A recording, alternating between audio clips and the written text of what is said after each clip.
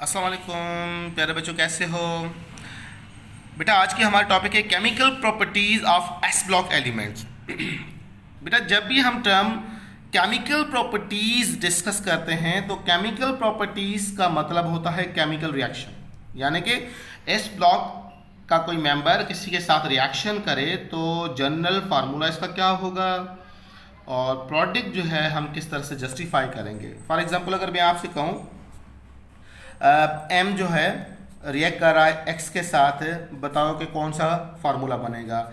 M X बनेगा, M two X बनेगा, या एम एक्स टू बनेगा, या फिर simply M two X two बनेगा।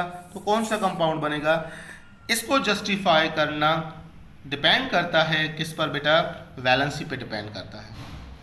केमिकल रिएक्शंस वो स्टूडेंट जो बहुत ज़्यादा वीक हैं प्रोडक्ट फॉर्मेशन के हवाले से, तो याद रहे बेटा पहला प्रिंसिपल है वैलेंसी प्रिंसिपल। वैलेंसी अगर आपको आ रही हो तो फिर आसानी से प्रोडक्ट जस्टिफाई कर सकते हैं। अब आते हैं हम फर्स्ट ए ग्रुप की केमिकल प्रॉपर्टीज की तरफ आते हैं। याद रहे बेटा फर्स्ट ए ग्रुप फोर्थ ए के साथ रिएक्शन करते नहीं है नॉर्मली, क्योंकि इसका कोवेलेंट कैरेक्टर बहुत ज़्यादा होता है और सोडियम कार्बाइड हो या सोडियम सिलिकेट हो, ये बहुत रेयर कंपाउंड्स, अनस्टेबल कंपाउंड्स बनते हैं, इसलिए इनके साथ रिएक्शन जो है वो नॉर्मल कंडीशन में पॉसिबल भी नहीं है।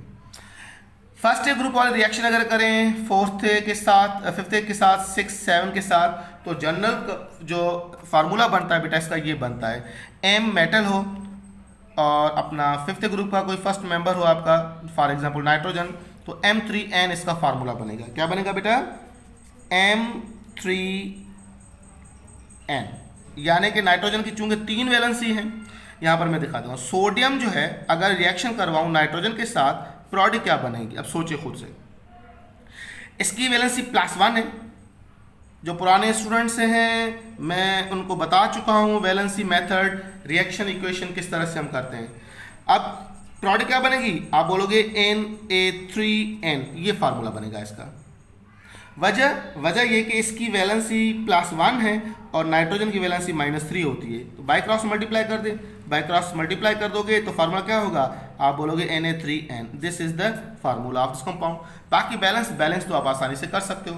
तो जनरल फार्मूला क्या हुआ, सोडियम यानी कि मेटल M3, और यहाँ पर N किसको इंडिकेट करता है, 5वें ग्रुप को। अगर यहाँ पर X हो तो आप बोलोगे X, M3X is the general formula when first A group member react with the fifth A group। अगर सेकंड के साथ यानी कि 6th ग्रुप के साथ रिएक्शन करें तो M2O, O for oxygen first member, O ना हो X हो तो आप इस तरह से भी लिख सकते हो M2X, इस तरह से भी आप लिख सकते हो आसानी से। जैसे मैं आपसे कहूँ लिथियम है तो Li2O आप आसानी से फार्मूला लिख सकते हो। बात में आई। अगर फर्स्ट ग्रुप का मेंबर रिएक्ट करे 7th के साथ, तो चूंकि इसकी भी वैलेंसी 1 होती है उनकी वैलेंसी 1 होती है, तो सिंपली MX फॉर्मेशन होगी। जैसे मैं आपसे कहूँ सोडियम रिएक्ट विद क्लोरीन, क्या कंपाउंड बनेगा, आप बोलोगे सोडियम क्लोराइड NaCl 1:1, इसकी वैलेंसी 1, इसकी वैलेंसी 1 है। अब बैलेंस हो तो आप बैलेंस आसानी से कर सकते हो 2, तो यहाँ पर आप आसानी से लिख सकते हो 2। तो जनरल फार्मूला, ये इंटर टेस्ट में सवाल आया हुआ है, इस पर नोट कीजिएगा। जनरल फार्मूला क्या होगा, when first a group react with the 7th A, the general formula is, तो बेटा M is the metal of the first A group। अब यहाँ पर X भी शो कर सकता है, Y भी शो कर सकता है, वो डिपेंड करेगा सवाल के नेचर पर। अगर X शो कर रहा है तो बेटा ये MX इसका जनरल फार्मूला। बात में आ गई, आसान है, इतना तो मुश्किल नहीं है। अब अगर मैं बात करूँ सेकेंड ए ग्रुप के साथ रिएक्शन हो, तो सेकेंड ए ग्रुप के साथ रिएक्शन हो तो क्या बनेगा M3N2, क्योंकि अब इसकी वैलेंसी क्या होती है, +2 वैलेंसी होती है। इसकी वैलेंसी क्या होती है, -3, इसकी वैलेंसी -2, इसकी वैलेंसी -1। वैलेंसी सेम हो तो कट कर दो और डिफरेंट हो तो बाई क्रॉस मल्टीप्लाई कर दो। अब इसकी 2 तो इसके तरफ आएगा तो N2, इसकी 3 इसके तरफ आएगा तो M3, तो M3N2 is the general formula. अब एक एग्जाम्पल दूं आपको, मैं आपसे कह रहा हूं इसी का ही मेंबर ले रहा हूं बेरिलियम, नाइट्रोजन के साथ रिएक्शन करवा देता हूँ, अलबत्ता नॉर्मल तो ये पॉसिबल नहीं है। अब प्रोडक्ट क्या बनेगी, आप आसानी से जस्टिफाई कर सकते हो। बेरिलियम, इसकी वैलेंसी 3 होती है तो 3 यहाँ पे ट्रांसफर कर दें, इसकी वैलेंसी 2 होती है यहाँ पे ट्रांसफर कर दें, तो E3N2 इज द फार्मूला। बाकी बैलेंसिंग तो आप आसानी से कर सकते हो। यहाँ पर अगर 2 दे दो तो 6 हो जाएंगे, बेरिलियम कितने हो जाएंगे 6 आप रख दोगे, नाइट्रोजन यहाँ पर 4 तो यहाँ पर भी 4 होगा। तो इस तरह से आसानी से बैलेंस भी कर सकते हो। 2 अब 6 की वैलेंसी भी क्या है 2, तो इस तरह से आप आसानी से कह सकते हो जैसे बेरिलियम है रिएक्ट विद ऑक्सीजन की वैलेंसी -2 इसकी +2 दोनों कैंसिल, फार्मूला क्या होगा BO, सिंपल फार्मूला होगा आपका MO। अगर लास्ट ग्रुप के साथ रिएक्शन करें तो MX2 फॉर्मेशन होगी। जैसे मैं आपसे कहूं चले मैग्नीशियम है ट्रीटेड विद क्लोरीन, कंपाउंड क्या बनेगा आप बोलोगे मैग्नीशियम क्लोराइड, यानी कि ये M हो गया, ये आपका X2 आ गया आपका। MX2 is the general formula of this reaction. तो आप आसानी से जनरल रिएक्शंस को जस्टिफाई कर सकते हो। इसी तरह से आपको याद करना है। दूसरी बात जो बहुत ज़्यादा इंपॉर्टेंट है, फर्स्ट ए ग्रुप जो है वो बेटा हाईली रिएक्टिव होते हैं, देन सेकंड है और उनकी साइज बहुत ज़्यादा बड़ी होती है।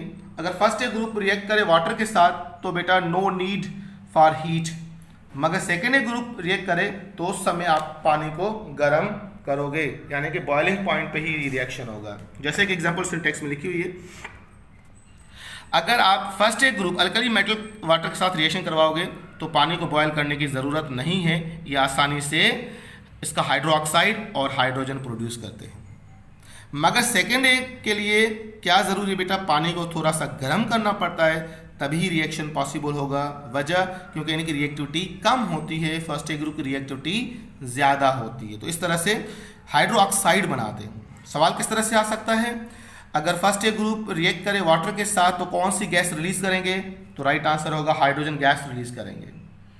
दूसरा सवाल अगर आए तो किस तरह से आ सकता है, फर्स्ट ए ग्रुप और second A group which is the more reactive group, आप बोलोगे first A group react with water at condition heat at normal condition, तो ये नॉर्मल कंडीशन पर रिएक्शन होगा।